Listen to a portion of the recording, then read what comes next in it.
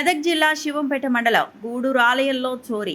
గూడూరులోని శ్రీ గురు పీఠంలోని దత్తాత్రేయ సాయిబాబా ఆలయంలోకి దుండగులు చొరబడ్డారు.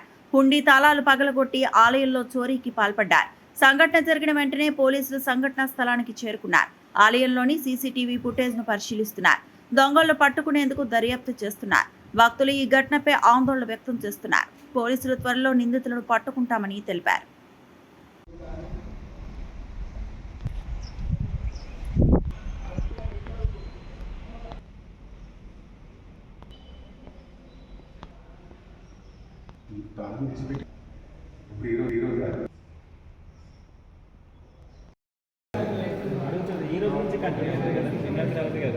ఈ రోజు మనీ కడితే ఈ రోజు నుంచి కంటిన్యూ అవుతుంది కదా.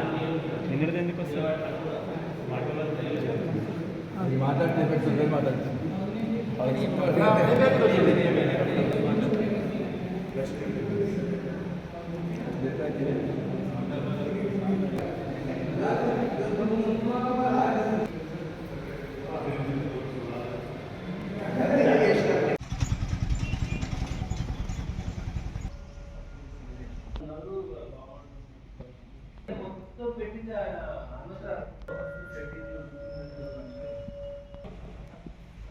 మరిన్ని అప్డేట్స్ కోసం మా ఛానల్ని సబ్స్క్రైబ్ చేయండి.